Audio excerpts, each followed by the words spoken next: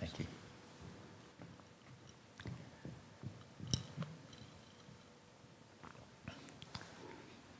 Well, good evening. It's a joy to be with you this evening. Communication is key. We do it all the time, and if we don't do it well, and I believe that communication is a learned process. Oh, let's see. Okay, there we go. Communication. Question: what do you expect marriage to be like? I see Rhonda smiling. She saw these pictures before. What do you expect marriage to be like, or what did you expect marriage to be like? If you're just married, you might ask the question, what do you expect it to be like? If you've been married a long time, what did you expect? Here's sort of what I thought it would be like, okay? That seems like that'd be a great way for marriage to look like, right? You agree with that? I think that'd be pretty awesome.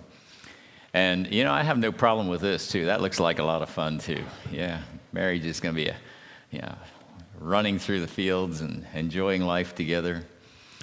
And I guess this is part of it, and that's being hitched, where you're in the traces together and you're gonna pull together. And I never thought it would quite look like this, but marriage just pretty well gets down to everyday life where you're pulling together and the dust is rolling and yet you're doing it together and that's all right. That's okay. And sometimes the pulling gets pretty tough and you really got to lay into the traces. But teamwork works and you can do this. But I never thought it would look like this. I never really did. But sometimes it does, don't it? And so how do we keep it from looking like that? Well, I just believe that communication is one of the big ones, and so we're going to be looking at that. Healthy marriage is learned. I'm totally convinced of that, and Doran just mentioned that we do a preparing for marriage. I just picked up the brochures for that before I came out here, so I have some of them out in the car, and I'll try and leave a pack of them here for you. So if there's any couples and we're opening it up to not just preparing for marriage, but couples that would like to improve their relationship. So it's not just for unmarrieds. It's for marrieds, and it doesn't matter if you're married 1 year, 2 year, or 60 years. Okay, but healthy marriage is learned. Some is caught. It must be taught, and it needs to be lived. Okay, some is caught. Okay, and I think in the past we pretty well thought that that's how our children will know how to make a marriage work. It'll just be caught. They watched us make marriage work, and so they'll know how to. And I think that was sort of the approach with Grace and I. I don't know. I just thought you'd get married and live happily ever after. And not a whole lot was taught. I guess our parents thought that we caught it. Well, I don't think it's caught very well. Okay, I think there's so much that needs to be taught. And then it needs to be lived. And so that's why we do preparing for marriage, because I believe so strongly that it does need to be taught. A good marriage doesn't happen automatically. In fact, I believe most marriage problems can be prevented. I tell people that 90% of marriage problems can be prevented. The other 10%, you just got to learn to live with each other and know how. Yeah, there's pink and there's blue and there's male and there's female, and there's just a lot of differences that we need to work through, and that's just the way life is. But if you look at Titus 2:4, it says that teach the older women to be reverent in the way they live. They are to teach, and I talked about this last night, and about the 75 ladies, and asking them how many of them had older women that taught them how to love their husbands, and 2 hands went up. And I just simply say, is it any wonder the church is full of problems? It's because we are not obeying the Word of God. The command that God gives through Paul, he says the older women are to teach. And I don't know what your plans are here to fulfill that at United Bethel, but I think you need to think about it. Okay. I think there needs to be mentoring. I think it needs to be some very intentional older women teaching. I do believe that it's mothers teaching their daughters at home. But I also think it can happen on a corporate level where there's some very intentional women's fellowships where there's instruction and teaching and things that, As we get older, experience teaches us a few things. And some of you gals, some of you say, well, I'm not old enough. Well, yeah, it doesn't matter if you're in your 30s or 40s, you're older than the ones that are 15 and 16, and they can learn from you. And then there's some of us that are in our 50s and 60s and 70s, maybe 80s, and we have some things that we ought to be able to teach because of experience. And let's share that. Because you see, if we can't learn from former generations, to me, wisdom is learning from others so you don't have to repeat their mistakes. That's wisdom. Let's use it. And it says there to teach the younger women how to love their husbands. And we talked about that whole phileo. That word is phileo, and how that will either fit into agape or eros. We need to teach our daughters how to become their husbands' friends. Men need friends to walk with them through life. Did you know the Bible doesn't say anywhere in the scriptures that a wife is to love her husband? Nowhere.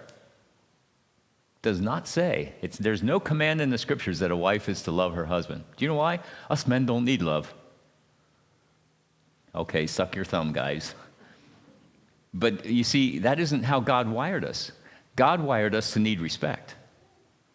And if we don't get respect, we don't feel loved.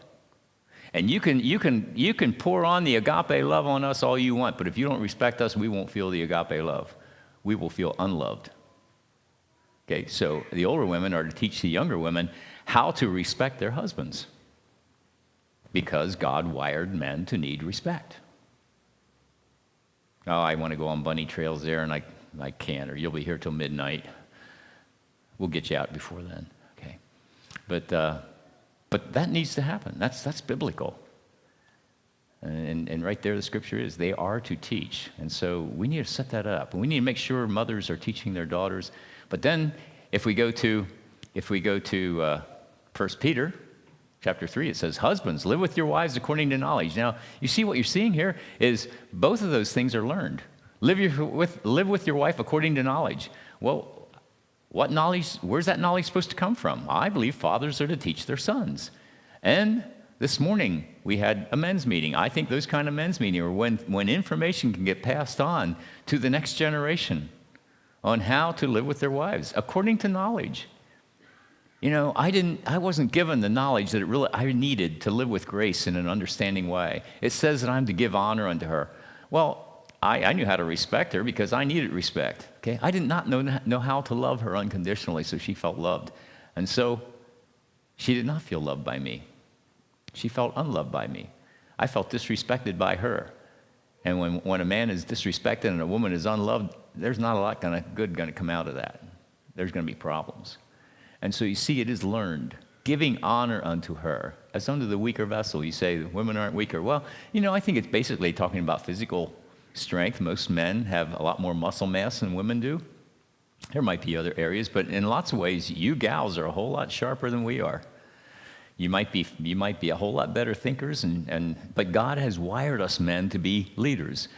We teach this at Preparing for Marriage. It's shortly, it's during the gestation period in a young man while he's in the womb. Babies start out the same sex. They're neither male nor female. They're the X and Y chromosome. In fact, they are. We're all female. We start out all female until a point in time where that Y chromosome kicks in, and then part of that process there's a chemical that's released in the male bloodstream that destroys some of the connecting tissue between the left hemisphere and the right hemisphere of the brain. You gals knew we were brain damaged, right? Okay.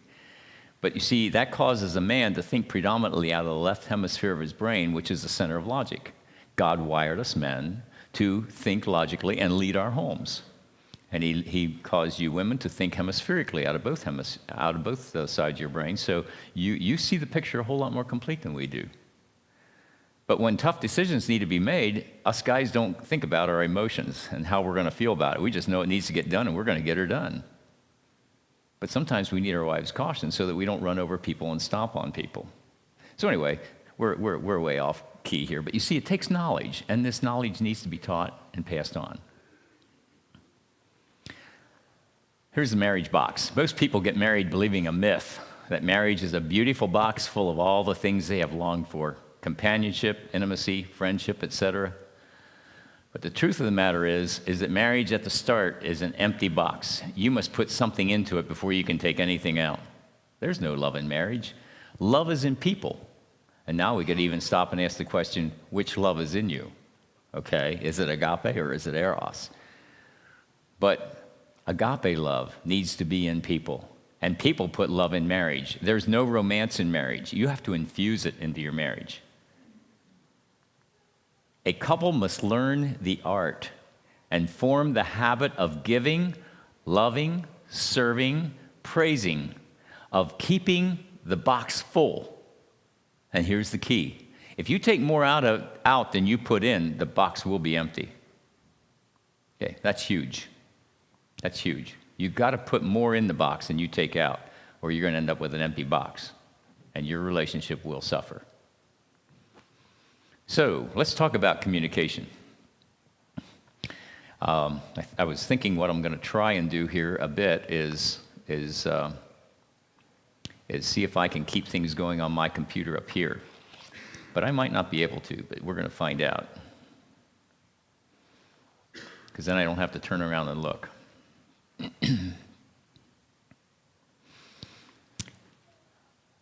Here we find an interesting scripture. It says, death and life are in the power of the tongue, and those who love it will eat its fruit.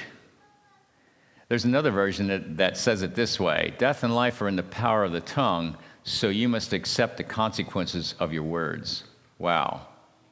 Okay, words are powerful. Words are sharp. Words can cut like a sword. That whole expression that says that sticks and stones will break my bones, but words will never hurt me, that's a lie from the pit of hell. Okay, words hurt. Words that go out of our mouths to our mates can do a tremendous amount of damage. We can either build each other up or we can tear each other down. Words are powerful, and we need to recognize that.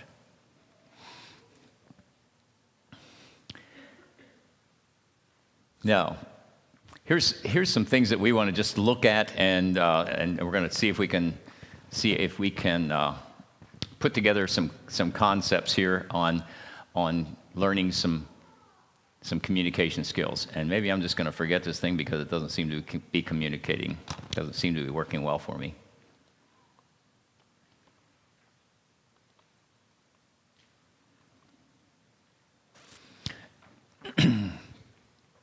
This comes from my brother. Looks like it got scrambled a bit from my communication tool. We went up there. But, okay, parent-to-parent communication is normal, and it's okay, and it's healthy. And so is child to child, okay? There's children talk, and that's fine. There's parents talking, that's fine.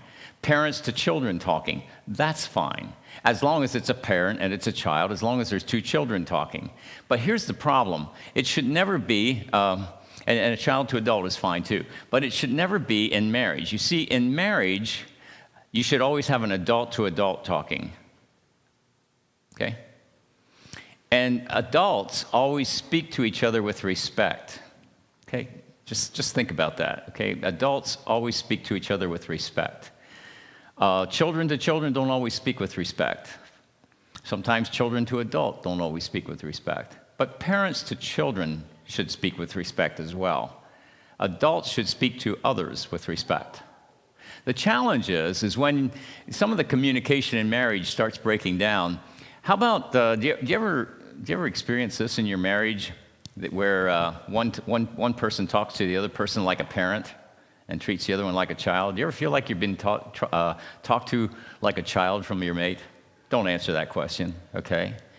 But maybe we could illustrate it a little bit like this. You know, if my wife is not very techie and she struggles a bit with the computer, but she says that whenever she is working on the computer and she runs into a snag, when I come over to help her, she goes, "You're talking to me like a child." Okay? And I need that correction because I need to stop and back up and remember that my instruction needs to not be condescending. It needs to be talking to her as another, instead of acting a little bit impatient and say, well, you know, hey, if you do this, this, and this, it's going to work, okay? No, that attitude is sort of talking down to her like a parent to a child.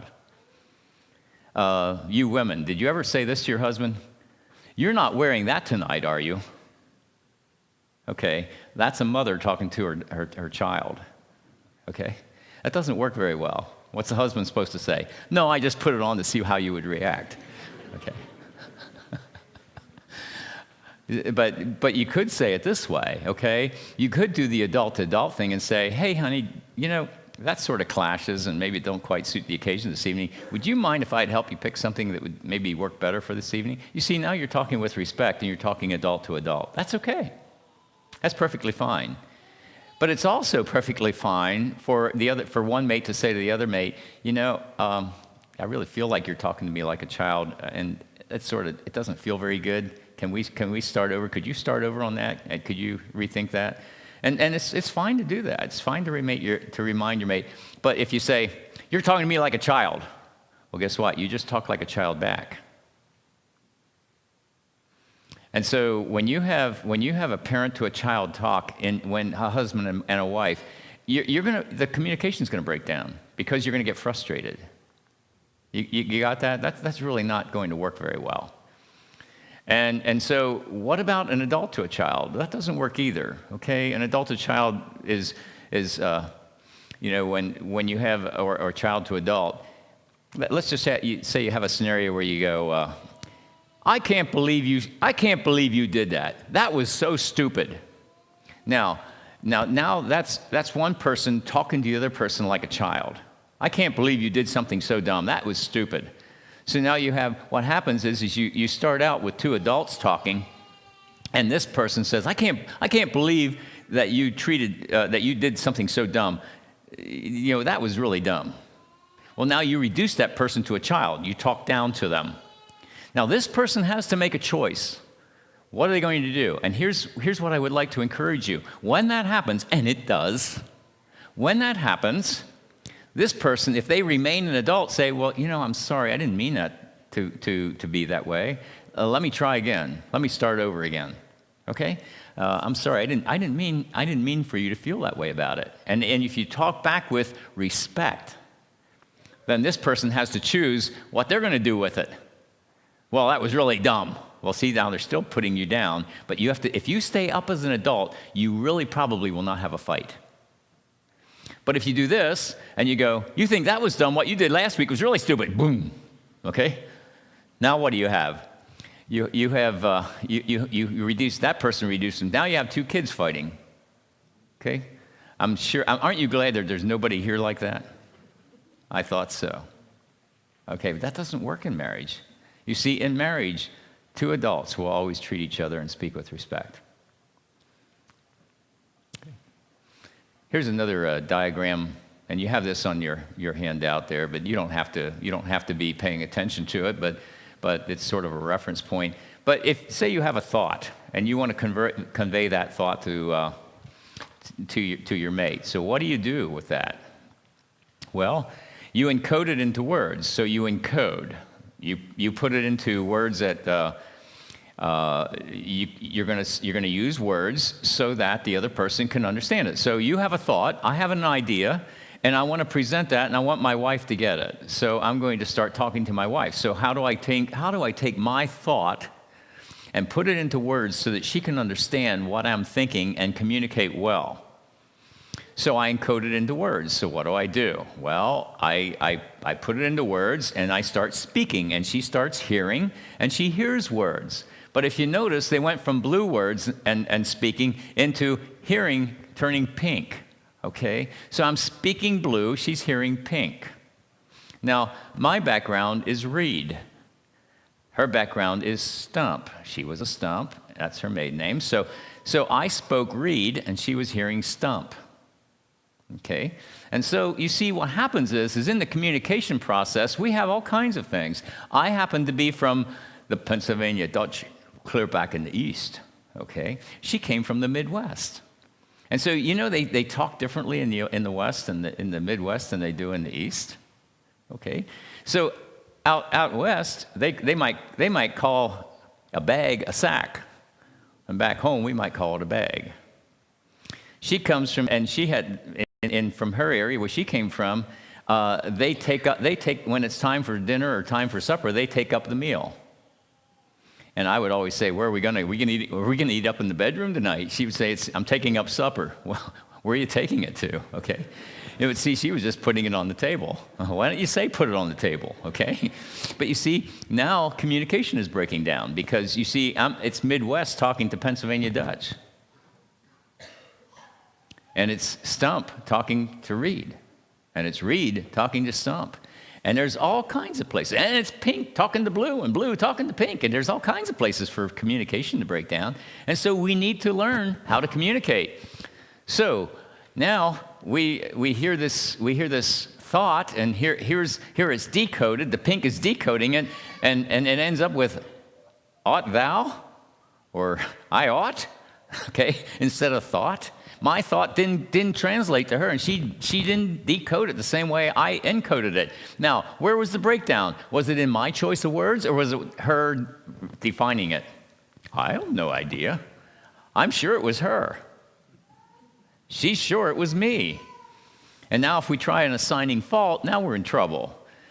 In our business at Ebling Service Plus, we actually taught this in one of our employee meetings, and I taught this because I said what I would really like to happen is I want the communication to quit breaking down between the sales department and the parts department and the parts department and the service department.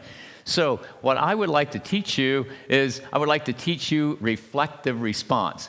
Now, what you see here is when you look at communication, words are probably the least part of the communicating. Words are probably the least part. Some people assign it, and I'm assigning it some random percentages here. Some people assign it like 10%. Okay, body language is a whole lot more important. Okay, did you know that when you talk and you cross your arms, you're sort of closing off the other person? Okay. Or if you, or depending on the way you stand, you're communicating something. And then what's more than that is tone of voice is huge. Okay, we have it assigned 70% up there. Now, yeah, people assign it different places, and you can assign it wherever you want. But tone of voice is really important. I really do love you. Oh, really? You tell me you don't that I don't love you. I do too love you. What am I saying? You know, what's my body language, my brows narrowing and my scowling and my tone of voice is all telling her, I'm not feeling very loved right now. Okay, so it's huge. So what I try and tell people is do reflective response. For example, you know, they might call an outbuilding in the Midwest one thing, we might call an outbuilding a shed out here, you know, and so if I tell her to go out to the shed and get a tool, and she's still wandering out, going through different buildings, trying to figure out where I sent her, I say, instead of doing that, or if we have a communication in the business, I say, do reflective response. So do I hear you saying you want me to do, and you say back to your mate, or you say back to the employee, what you heard them say and how you're interpreting it. And then they can say, well, yeah, that's what I meant. Or they can say, no, that's not what I meant. Here, let's try it again. Okay, now, of course, when that reflective response comes back, that person has to decide if they're going to talk back like an adult or if they're saying, I can't understand why you don't get it. See, now you're turning that person into a child again. You see, communication is so huge. I took a course on preaching years ago. In Myerstown, there's a local school of theology, and we do their service work on their power equipment, and the president of the company, Dr. Keller at the time, or the president of the college, Dr. Keller was one of my good friends, and he came in, he says, hey, Jason, he says, would you like to take the Anabaptist history course? And I said, yeah, I would. And then I saw that there was a preaching course. So I thought, I want that too, because I was just recently ordained. And so I took the preaching course. Tell you what, that was painful, because I found out a lot of idiosyncrasies I had in speaking. And of course, you're picking up a lot of my idiosyncrasies. I still have them. But I got rid of a few, okay? But what they did is you had to prepare a message, and you had to get up in front of this class, and you had to give it, and it was videotaped. So everybody had to do this, and it was videotaped. And then everybody sat down, and then they watched through the videotapes, and everybody critiqued you. Yeah. And all of a sudden you realize, oh my goodness, is that the way I talk? Is that the way I sound? Okay, I don't know. You can't hardly do that within a marriage, but you can simply say, I got to be careful, and I need to communicate with respect. That's huge. Attitude is huge. It's big time huge. Another thing that you gals, let me pick on you just a little bit, but Richard Newswinger is our lead pastor, and my wife keeps telling me that I need to get hearing aids because I've run power equipment for a long time, chainsaws and everything else, and I think I probably am a little bit hard of hearing, but maybe my pride doesn't want me to get hearing aids yet, but I probably need to. And she's saying I don't hear everything, and of course maybe some of it's selective hearing. Do you ever hear of selective hearing? But anyway, Richard was telling me how he has hearing aids, and he said when he made his appointment with the doctor told him, he says, you bring your wife along to the appointment. And so he said what's really important is for wives to understand how men listen. And he said what he does is he teaches women to make sure they have their husband's undivided attention before they start talking. And I remember one speaker, I can't think of his name right now, but he was saying how that he did the same thing. He went for hearing aids, and his wife told him he needed hearing aids, and he said, I passed all the tests, but he says what happens is I started paying attention, and he said, I noticed that she would start talking to me, and she would walk out of that room and walk into the next room, and she's still talking at the same tone of voice, and he says, I couldn't hear her anymore. And then I started paying attention, and I saw that Grace was doing the same thing, and Richard said, that's why that doctor said, he says that's what women do. They'll be talking and they'll keep on working and they'll turn the other direction and they'll be talking at the same tone of voice. And then it used to be so frustrating. When I would say, I can't hear you, she goes, well, why don't you listen? So I just started acting like I was listening. Well, then she'd tell me something important and I wouldn't be getting it. And then she'd say, well, I did too tell you that. I said, you never told me that. Aren't you glad it don't happen to you? But you see, what's interesting is this is typical. This is the way we're wired. This is male, female. And if we understand it, now we can start doing something about it. And see, there that hearing specialist knew that he needed to teach the wives how to get their husband's attention and make sure they get their husband's attention before they start talking. The one guy, and he was just doing it sort of clownish and just to have fun. But anyway, he was saying that his wife was sitting at the dryer, pulling clothes out of the dryer, and she was saying, and this needs to be happening. And she stuck her head in the dryer, and then this was happening, and this was happening, and you better make sure that happens. And he's going, I didn't get any of that. And he was just having fun with it. But you see, that's so typical. And you know what I discovered is in Grace, with Grace and I, that's what was happening. I noticed that she would turn around and she would walk away. And yes, I think my hearing isn't what it used to be. But she would turn around and look the other direction and keep on talking and even walk away into the other room and keep on talking. And I could no longer hear it. And so we had to talk that through and work that through. I say, honey, I'm not hearing you anymore. And so I do it right away. I say, honey, you got to stop and turn around and talk to me because I can't hear you anymore. And you know what? Doing that, it's okay because now she knows that I'm not intentionally not listening to her. But before, it was causing frustration. And if I would say, hey, I can't hear you, she would turn around and rah, rah, rah, and I go, okay, I'm just going to act like I heard it. Well, then I didn't hear it. And then I didn't do it. Or I wasn't ready for the company when they came and she said, I did tell you they were coming. You see, this is the way communication breaks down. Are you with me? It's pretty simple. It really is. But you end up having to communicate on how to communicate and to understand your idiosyncrasies so that, yeah. And so when you do reflective response, the other person can finally get it. Okay, now I get it. And so now you can correct the communication breakdown. Are you with me? It's just pretty much common sense. Okay. Here's another one that I think is pretty interesting. This was a Gary Smalley teaching that he had a big white glove, and he wrote spirit on the tip of his fingers.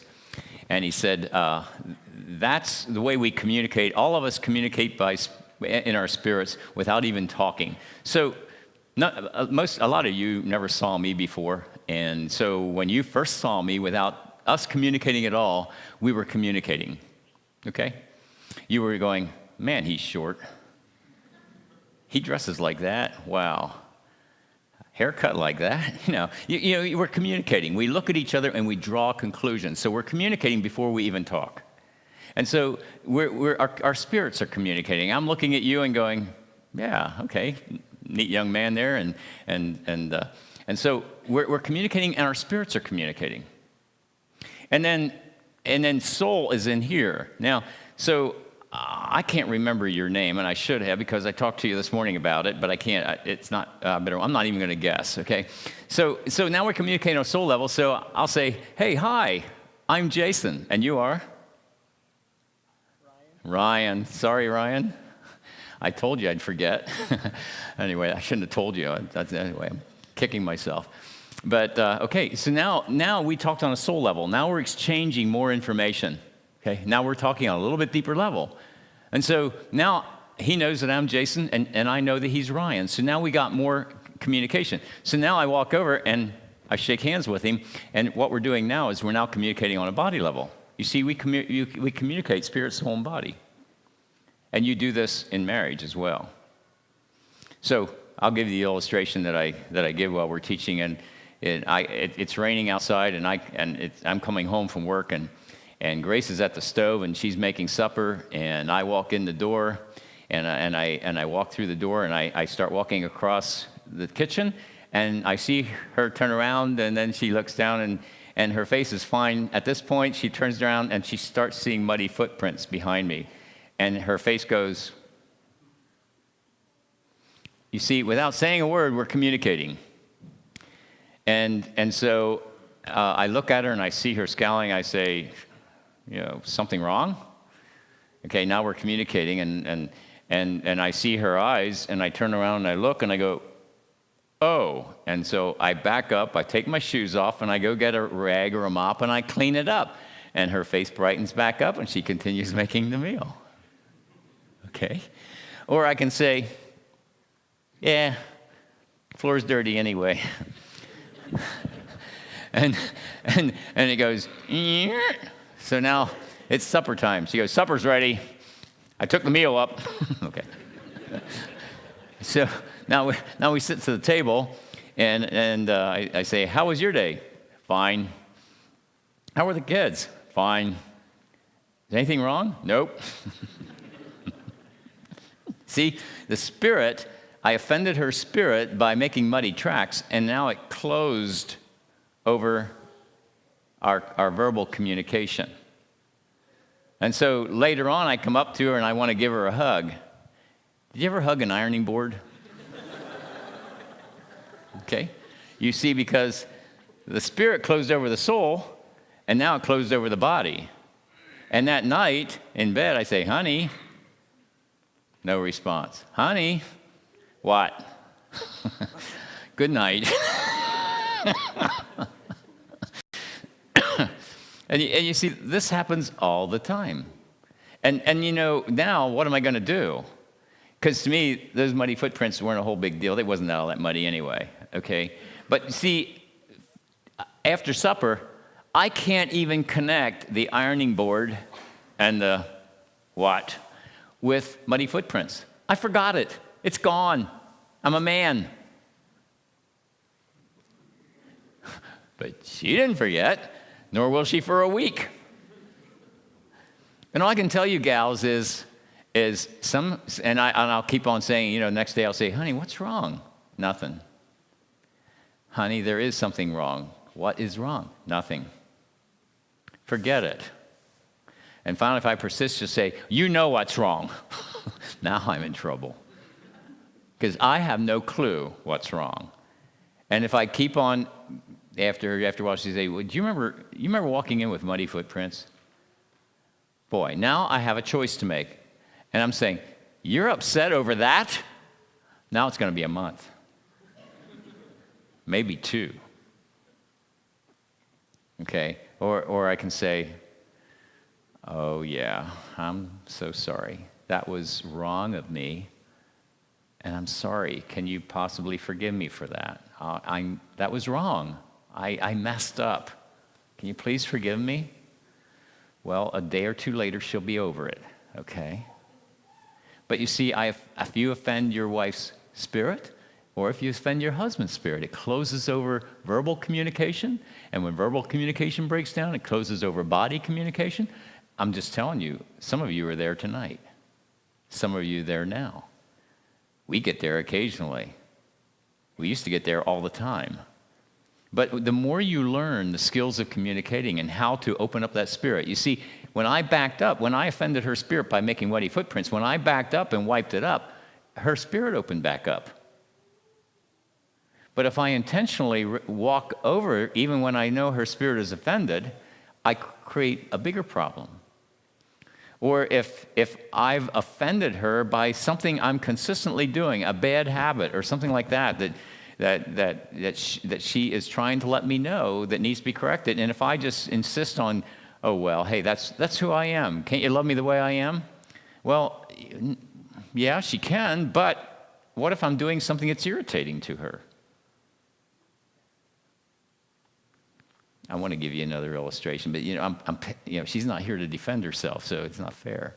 But it was really funny. It happened down at Palm Grove. I'm going to tell you anyway. Okay, this is being recorded and videotaped. I'm going to get in. I'm going to be hugging an ironing board for a long time. No, just kidding. Sorry, dear. No. But it was funny because I think this is pretty much men. But when I'm teaching, I'll have my hand in my pocket.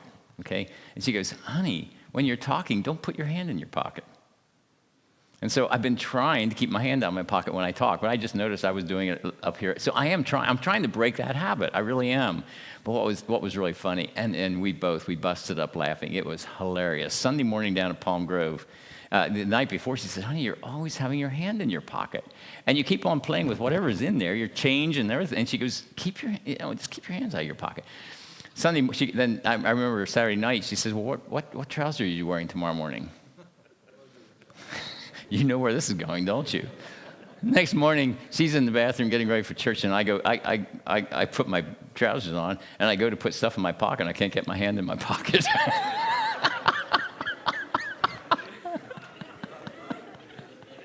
And I just busted up laughing, and then I heard her busting up laughing over there too. So it was just plumb funny. But you know what? I went to church that way, and it was so funny because every now and then I go like, "Isn't?" And I can't remember who it was. One of the church leaders on this side. He kept watching me and seeing that happen. And anyway, I had my cell phone, and I pulled it out of this pocket, and I went to put it in this pocket, and it wouldn't go. But you see, we had a good time with that. We really did. But it was a habit that she wanted me to break. And I want to work at that. I want to work at that. I don't want to irritate her. If that's something that's bugging her, I want to quit bugging her about that. So I can learn to keep my hand out of my pocket, I think.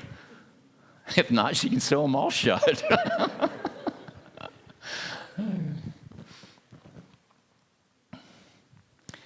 Hurtful words and events creating periods of alienation are inevitable in every relationship.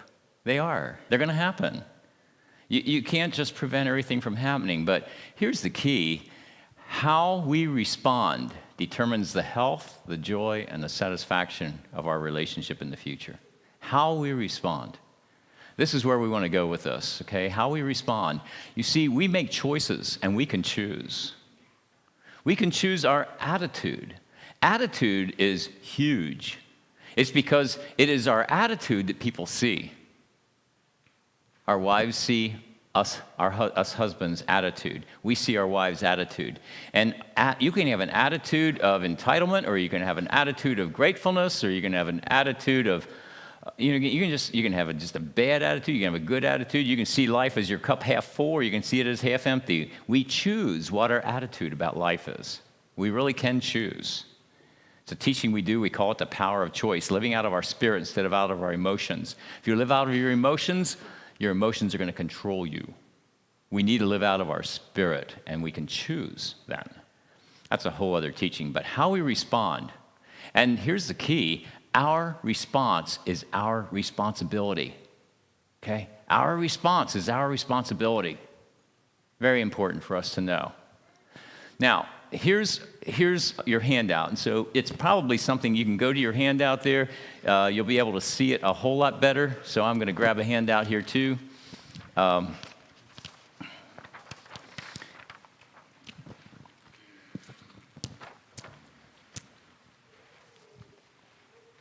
This is some of John Gottman's material. Do you ever hear of John Gottman? He's a Jewish man, and he has spent a lot of time putting research and studying people.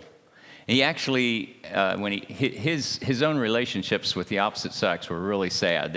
I think he had a marriage that ended in divorce, and then he remarried, and now both he and his wife talk on marriage all the time. Okay, so I'm not lifting up his lifestyle and his way of life, but he is an Orthodox Jew. He wears a skull cap even when he does his talking. But he has done some very interesting studies. So what he did is he set up a home, sort of like a laboratory, and he'll have couples who are struggling come live there, and he'll totally wire them. He'll wire them, and he'll take their heartbeat, their temperature, their blood pressure, and everything that they say is recorded. So how would you like to live there for a week? And so they are totally being studied, but they come there knowing that, and so they are willing to go through this. And after studying relationships like this for quite some time, he can look at a couple and he can read their material, and he can predict within, I think it's over 90%, whether the marriage is going to last or not. That's some pretty important stuff. So he has some things to say. And I really do think he's on track with it. And so I'm using some of his material here. And so what he says is there's healthy relationships and there's unhealthy relationships. So you have your hand out there, and on one side you have healthy, and the other side you have unhealthy. Healthy people are gentle with one another. They're gentle with one another. Are you gentle with your mate? Okay. Are you gentle with your mate?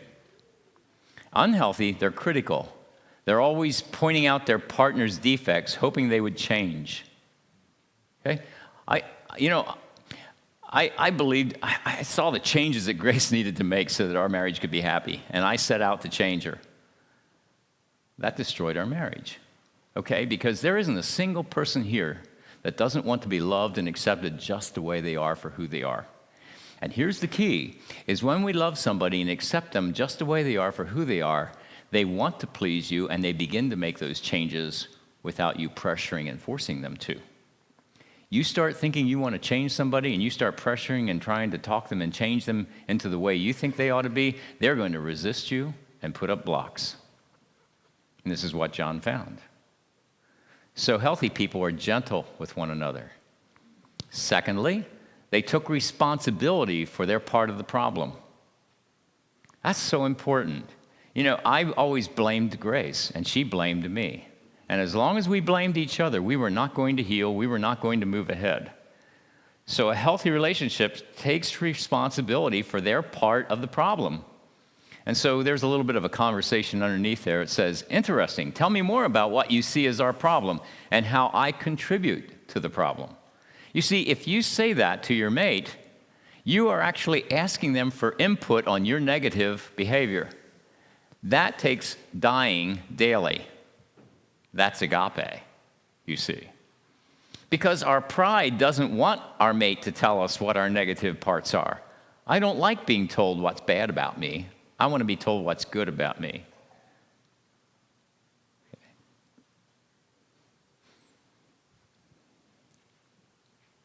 Third, the ability to self-heal. Confident in one's own identity so I can hear a mate's bid for help rather than perceive it as an attack. Now, this is huge. This is huge. And I'm going to just give you a brief bunny trail. One of the teachings that we see and one of the teachings we do as we looked at the 5 common problems in hurting people is we see they have a messed up identity. They have multiple identities. And when you're not confident about who you are as a person, you are going to have multiple identities. You're going to be one person at work. You're going to be another person at church. You're going to be another person at home. You're going to be another person when you're out with your friends for coffee. You're going to be another person when you're on vacation, when you think nobody else is going to see you. Okay? And so James says, a double-minded man is unstable in all his ways. What we really need is we need to have a consolidating or a completing identity so that we know who we are as a much-loved, chosen, died-for child of God. And when we have an identity that we know how loved we are and accepted, we are accepted in the beloved, Ephesians 1 tells us. When we are in Christ, we are his child and we are loved. And I would ask you this question. You could say, well, what if I'm bad? Then God won't love me. How many of you are parents here? Raise your hands. Okay, I see a lot of hands go up. Now, I would like to ask you a question. What does your child have to do to make you quit loving them? What does your child have to do to make you quit loving them? Doran? You mean they can't do anything bad enough to make you quit loving them? And David says, as a father has pity on his child, so the Lord has pity on those who fear him. You see, he knows we're a mess. That's what David says. He says he knows we're dust. He knows we're a mess. You see, God loves us, and he keeps on loving us. And he will discipline us because he loves us. You will discipline your children, but disciplining them is your way of saying, I care enough about you so that you don't keep on doing dumb stuff. And God will discipline, but he don't quit loving us. And so we can have confidence in who we are as a child of God. And when you have confidence as who you are as a child of God, then you don't have to gain your identity from who you are as a husband or a wife. That's big. And you see, I was so insecure in our relationship that when Grace started pulling away from me, I sort of went to pieces. And I didn't know how to handle it. James Dobson says that when one person goes this way, the other person ought to go this way. But boy, you have to have a lot of confidence to do that, because oftentimes when one person goes this way, this person goes after.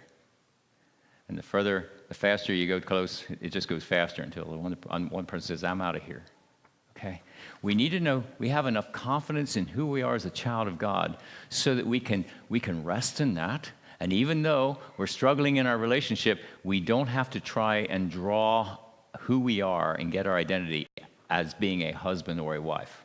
Okay, that's important. Confident in one's own identity, and so we can hear our mate's bid for help rather than perceive it as an attack. Wow. Because oftentimes a negative response in our mate is saying, well, I'm unhappy. My needs aren't met. I'm hurting. Can you hear me hurt? And can you listen to me? Can we talk about it? See, but we have to have confidence in who we are as a child of God. And that's a whole other teaching. So a healthy relationship doesn't draw their identity from the other person. Number 4 is their ability to repair. Humble enough to say, I'm really sorry. I blew it. That didn't go very well. But can we talk about it? You see, humility, humbling ourselves and saying, hey, I blew it. I made a mess of things. And I did. I blew it. I destroyed our marriage. And I took responsibility for it. It took Grace about a year before she could think that she might love me again. Okay, that was a very, very dark, difficult time in our relationship. The key, research shows that the key to relationship is less how a repair was made, much more how the recipient responded. When somebody is reaching out to repair, okay, it's so important that, once again, it's that red arrow up there. You don't have that on your handout, but if you want to draw an arrow in there, you want to go from adult to adult. And that's how, you see, when we're making repairs, it's much more important when one person is trying to repair, if the other person can respond as a mature adult and say, I can hear you. Let's work at it. Okay, let's sit down and talk about it. And we can do this. When two adults sit down and talk, we can come together. I've been asked just recently to resolve some conflict between two businessmen. And I was reading the emails back and forth between them. And what I ended up seeing two children scrapping. And they're adult businessmen. And so you see, that's basically what happens in marriage relationships. You end up with two children scrapping. And we need to stay adult. We need to work at it. So if we look at unhealthy relationships, we're going to go down through there. The critical ones is pointing out partners' defects, hoping they would change, which leads to defensiveness. Warding off a perceived attack. It's not my fault, it's yours. And then we launch a counterattack. Okay? Do you understand that? Do you see that in your relationship? And then, or instead of launching a counterattack, we whine and we present ourselves as an innocent victim. And we suck our thumbs. I was a really good pouter. I could really pout with the best of them. I could suck my thumb with the best of them. Mommy. Doesn't work. Doesn't work. The third one is contempt. Any statement you make to your partner from a superior place, speaking down on them. This is huge too. I'm more, and then you added to it, but I'm more punctual, I'm more intelligent, I'm more knowledgeable, I'm cleaner, I'm tidier, you name it. If we put ourselves up here and we put our mates down here, that is going to damage the relationship. Did you know that basically whenever you try and help somebody, if they come to you for help, what you want to do is if you come, they're oftentimes coming to you and they're sort of lifting you up. But if you're going to help them, you need to get down here like this. And you need to get underneath and you need to start pushing them up. If you try and reach down and pull them up, it's not going to work. And if you talk to them condescendingly, it's not going to work. You do that with your mate, it will not work. Okay, that's what John Gottman said. He said, if you speak down, any contempt, any statement to put your partner in a inferior place and you as a superior place, you're going to damage it. Contempt is a wide spectrum down regulator of immune function, an influencing factor in the amount of infectious illnesses a recipient of contempt will get in the next 4 years. Did you know the way you treat your spouse will have an impact on your health?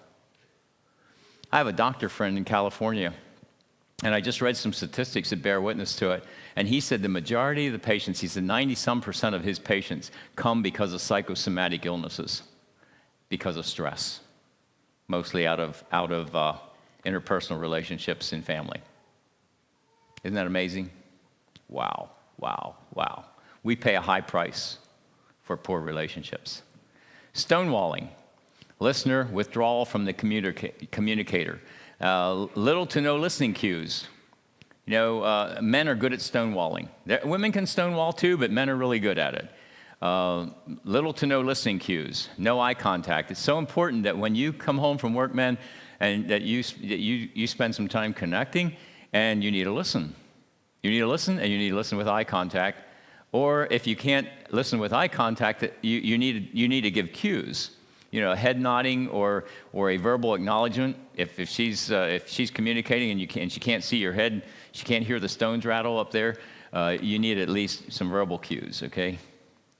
Verbal acknowledgement, and you just simply say, yeah, that's interesting. Okay, so and then your body language encouragement, you turn toward that person. So if you're stonewalling and there's no verbal cues and there's no recognition, the other person will take that as ignoring. And 85% of men stonewall. And it's perceived by their mate as avoidance. But for most part, on the men's part, it's an attempt to calm themselves to not make the situation worse. Gals, it's important to realize that if your husband is stonewalling, it might be because he's not going to say anything. It was sort of like when I told you about the whole hearing thing, when I would tell Grace, well, I can't hear you, and she'd say, well, you're not listening. Well, when we finally talked about it and said, well, you know what? When there's something, like if there's a fan running close to me and you're turning and you're over there talking in a normal tone of voice, this is blocking out what I'm hearing. And sometimes we're driving down the road, and if it's in the summertime, I'll roll the window up when she starts talking, because the wind going past will keep me from hearing what she's saying. Now, I could say, would you please speak up? Well, that won't work either. If you would only listen, and now there's two kids fighting, you see. So if she sees me roll the window up and know that I'm making an effort because I want to hear her, and I know I can't turn toward her or we'll drive into a ditch, but she at least knows that I'm trying to hear her, and I'll say, hey, that noise was, maybe just speak up a little bit. And if I speak with respect, then it's okay. We can keep on going. But oftentimes, the men are attempting to calm themselves to not make the situation worse. Just hang in there. Just don't say anything. Let her burn out. How long can this last? What's interesting is Gottman's research showed that when a man is stonewalling, his heart rate and his blood pressure, his emotional stress increased dramatically when he was stonewalling. And she would say he's ignoring. No, he don't know what to do with it. Okay, that's 85% of men. So gals, it's important for you to realize that this is typical of men.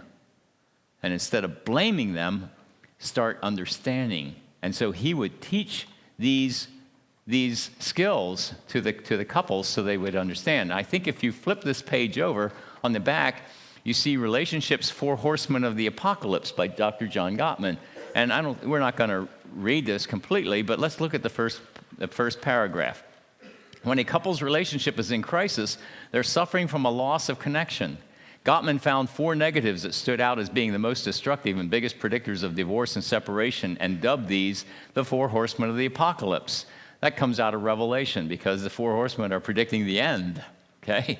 While most relationships will have some of these, healthy relationships don't use them nearly as often, and they do more to repair them when they are used, okay? So you can look this over. It's just a resource for you. Defensiveness, criticism, contempt, and stonewalling. Contempt is the big one, okay? So you can check that out and look at that.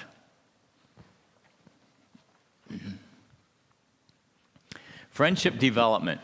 This is the wow factor, okay? I see this as huge.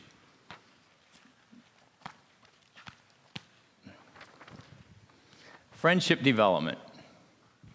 And this comes from Gottman as well. He says, build love maps. Okay, know a lot about your mate. Ask open-ended questions. One of the things that we're doing more in preparing for marriage is we at the lunchtime on Saturday afternoon, when they're going for lunch, we send them out with a questionnaire. They're supposed to go find a place to eat and not eat with another couple. They're supposed to sit there as a couple and just ask each other these questions. I don't know, did you two of you do this? Okay. I'll just let that go. But anyway, if you want to stand up and bear testimony, you can. But what we end up doing is giving them emotional intimacy questions to ask. I feel safest in our relationship when. I feel most threatened in our relationship when. I feel the saddest in our relationship when. Since then, I got another questionnaire that Dave and Ella Muster put together back home, and it's 2.5 pages, and we're going to be giving that out as well as for couples. And basically it says, in your home, how did you handle resolving conflict? And there's 2.25 pages of this. And so what I encourage them to do is to take this, and they should spend dates working on this. Not the whole date, but take a couple of those questions at each date and go over them.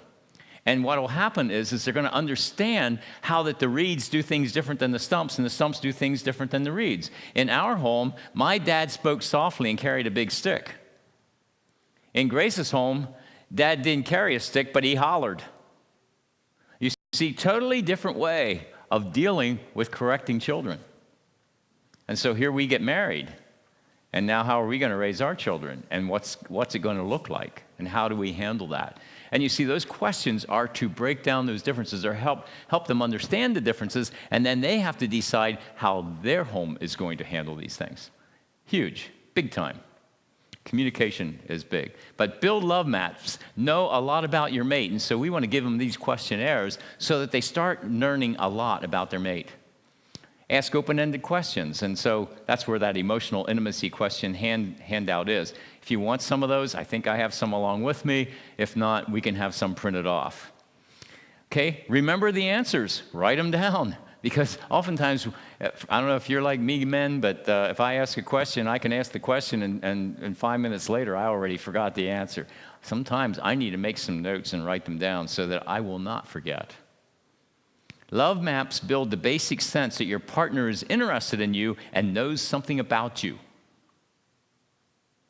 Okay, number 2, build fondness and admiration. Okay, an unhealthy default.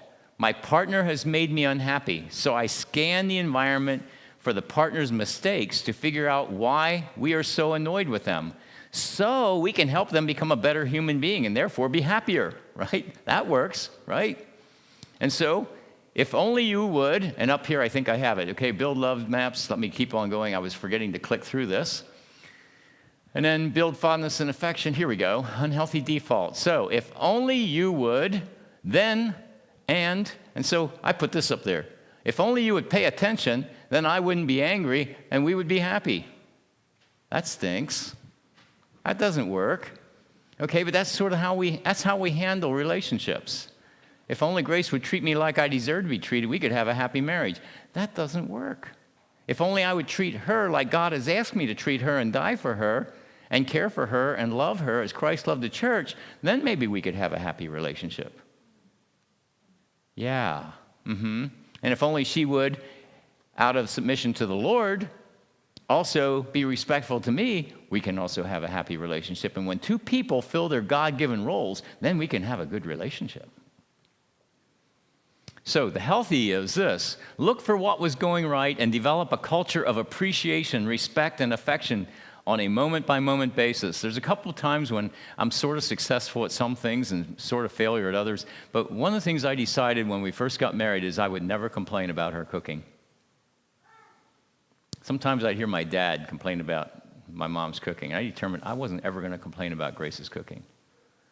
And I don't always think it's, what she makes might not be my favorite, but you know something? It's good food, and I'm going to eat it. And I'm not going to complain about it. And when we're done, almost always, and I've done this for years, I try and get up and go over and kiss her on top of the head and say, thank you, honey, that was really good. And I try and do that with the children at the table.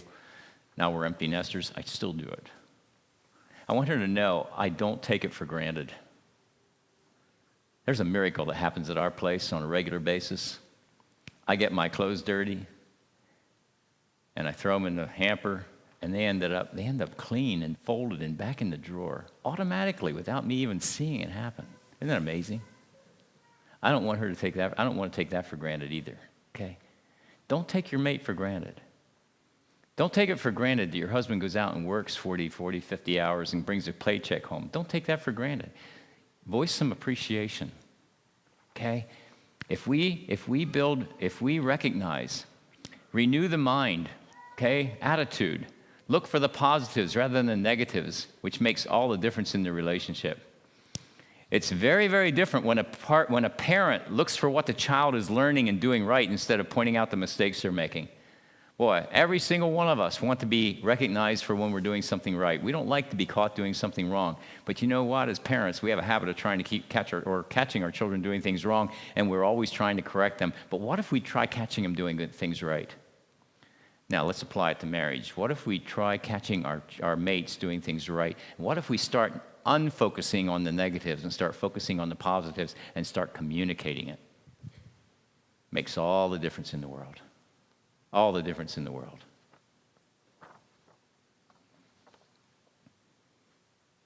Turn toward. We all make bids for emotional attention. Bids are subtle ways we express need for conversation, interest, and emotional support.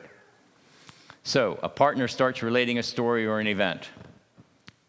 The wife says, I ran into Mary while I was at Walmart. And so here's 3 options. The listener keeps doing what they were doing with no response. That's turning away. The listener is irritated. Can't you see? I'm trying to read. That's turning against. Listener responds, oh yes. What did she have to say? That's turning toward. I'm just telling you, this is huge. This is huge. big time. Because you'll either, in every conversation, you'll either turn away or turn against or turn toward. I would encourage you to focus on this one. That when your mate talks and starts saying something, you will listen and you'll respond and you'll turn toward. Because if you don't respond at all, you're turning away. If you respond in a negative manner and irritated, you're turning against. There is nothing wrong with saying, hey, honey, I just hold that just a minute. I got to finish tightening this screw. Or if you can actually quit tightening the screw, but if you just drop everything and you drop it, you're going to spend the next half an hour looking for it underneath. No, it's all right to say, hey, honey, can you hold just a minute? I just got to finish this real quick. And then you better finish it real quick and get back to it. If an hour later you're coming back, hey, I finally finished it. No, you were turning against, okay? You got to use reason. And if there's a logical reason for asking to put it on hold for just a short while, that works. If there's not, it doesn't work. This is huge. Huge, huge, huge. Learning this is the foundation for the relationship's emotional bank account. Now listen to this. This is so vitally important. It gives you a positive emotional investment to draw from for repair when in conflict. Goes back to the marriage box. If you don't put anything in the marriage box and you keep taking something out, that box is going to be empty and you're going to be bankrupt. And so you want to make as many deposits into that box as possible. And here's how you make those. You make those positive. When you turn toward, you're making an emotional deposit in the emotional bank account. Then when things you are in conflict, there's something to draw from. We all communicate badly and we make errors, but with a positive mental outlook, conflict becomes an important way to know one another better. So here's John Gottman's results. In healthy relationships, mates turn toward their partners 86% of the time. In unhealthy relationships, mates turn toward their partners 33% of the time. It's huge. It really is big. Let me see if I can catch up here a little bit. Okay, and so here I was...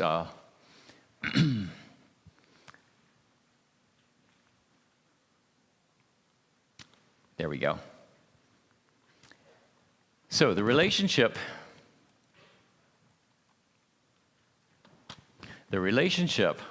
or environment that makes us feel most competent will ultimately capture our hearts. Stop and think about that. The relationship or environment that makes us feel most competent will ultimately capture our hearts. So what you really want to do as a husband, you want your relationship to make your wife feel very competent in that relationship. So you want to build her up. That's what Paul says in Ephesians chapter 4. You build one another up. You edify one another. And so what happened is at work, I felt very competent. At home, I felt incompetent. And so at home, I didn't realize it, but I would make Grace feel incompetent too. I would blame her for making me feel incompetent, not realizing I was making her feel incompetent.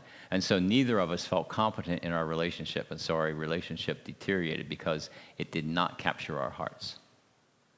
So when we praise, we turn toward, we build up one another, that's when we make each other feel competent. It will capture our hearts, and then relationship can work well. Now, we're done. But I did think maybe we'll open it up for if there's any communication, any conversation. You're welcome to ask questions or make comments. Being with Dan and Louise, they asked me if I ever heard of these books, and so I thought I asked them permission to bring their books along. Here's a book called Fierce Women. You ever hear of Fierce Women? Okay, any fierce women here? Don't raise your hands. Okay. What's interesting is my wife read this book. She gave it to her sister, who also gave it to her daughters. We also gave it to Daryl Petersheim's wife, Renita. She read it. It's interesting because you see, it's interesting because I would say my character My nature is more laid back. Grace's nature is more aggressive. And so here we have this tension, because before marriage, opposites attacked, and after marriage, opposites attack. Okay, before marriage, opposites attract. After marriage, opposites attack. Why? Because we are attracted to somebody who is opposite us. And so we're drawn to that relationship. And after we get married, our differences frustrate each other. And so then we attack each other. So Kimberly Wagner wrote this book called Fierce Women. I think it's a worthwhile read. I really do. My wife felt it was good. This couple felt it was pretty good here. So I'm going to say it's a worthwhile read. There's no book where you put your stamp of approval on everything, but this is a worthwhile read because some of you are fierce women, okay? Grace is a fierce woman. That does not mean that's a bad character trait. That just means it needs to be channeled properly. Okay, just like my character trait needs to be channeled properly. Here's another book, Men Who Love Fierce Women. I want to confess to you, I haven't read either of them, but I plan on it. Okay, but I think they're both some worthwhile reads. So I just thought I would mention that, and thank you for letting me bring it along. And okay, any comments, questions? Rotten Tomatoes. Oops, I was putting my hands in my pocket.